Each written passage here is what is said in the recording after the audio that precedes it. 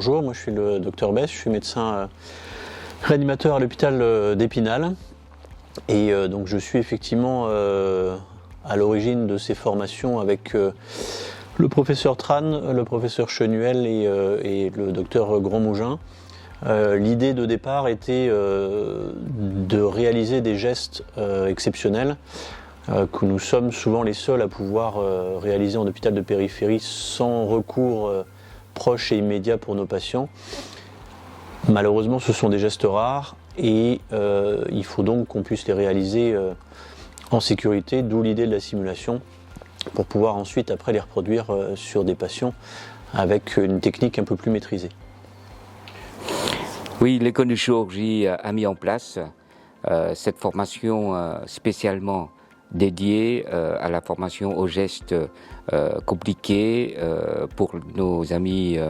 réanimateurs, urgentistes. Le projet est né depuis 2 ans. À la suite des échanges que nous avons avec diverses structures hospitalières, et notamment la structure hospitalière à Épinal.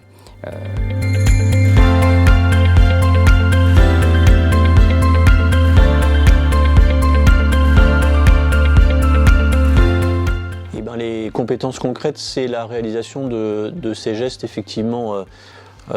que sont la ponction péricardique, le drain thoracique, la sonde d'entraînement électrosystolique et l'abord crico qui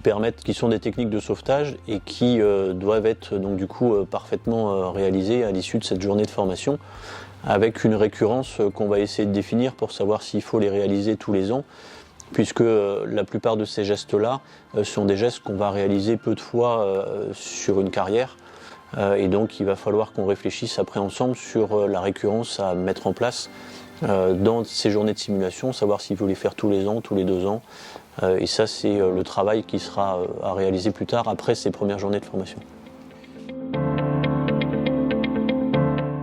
Comme le disait le professeur Tran en introduction, jamais la première fois sur un patient,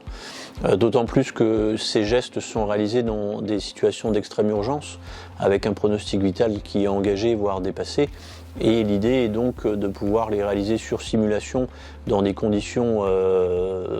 calmes, avec de la pédagogie pour pouvoir après les reproduire dans des situations plus stressantes et plus urgentes, et la plupart du temps sans ressources humaines, puisqu'on est souvent les seuls à les réaliser dans nos hôpitaux de périphérie, souvent en plus dans des contextes nocturnes de garde, et donc pas les meilleures conditions en tout cas pour les faire en sécurité.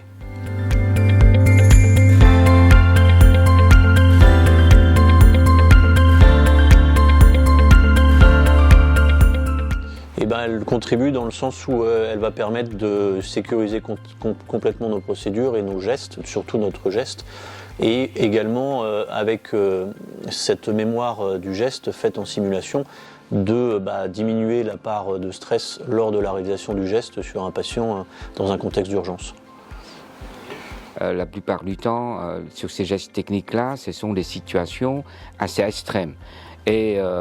souvent, les cours dispensés, c'est des cours plus de théorie que de pratique. Par manque de moyens, je dirais, de disponibilité d'un certain nombre de richesses pédagogiques. Nous, ici à l'école de chirurgie, on a la chance d'avoir déjà donc, un certain nombre de modèles qui peuvent complètement répondre aux exigences de la journée, mais on a également la chance de collaborer avec un certain nombre de start-up, des industriels qui acceptent également de modifier un certain nombre de leurs produits,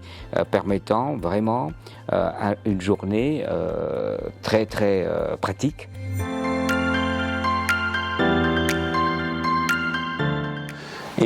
L'idée est de voir si d'autres gestes sont à réaliser, déjà d'avoir les retours d'expérience de ces premières sessions, voir ce qui a convenu et ce qui est améliorable. Et après, moi ce que je souhaiterais beaucoup, c'est introduire au-delà des gestes, des techniques de débriefing ou de facteurs humains. Et ça, l'école de chirurgie a les ressources pour le mettre en place, pour pouvoir aussi, quand on réalise des gestes qui sont difficiles, pouvoir éventuellement les débriefer, puisque c'est des choses qui se font notamment dans le domaine aéronautique que je côtoie notamment dans ma pratique de médecin militaire réserviste. Donc de pouvoir débriefer ces situations et ces gestes et de pouvoir après les améliorer par ces techniques-là de débriefing notamment, ou de gestion de facteurs humains, voire même de gestion de l'erreur, puisque malheureusement c'est des choses auxquelles nous pouvons être confrontés dans nos pratiques.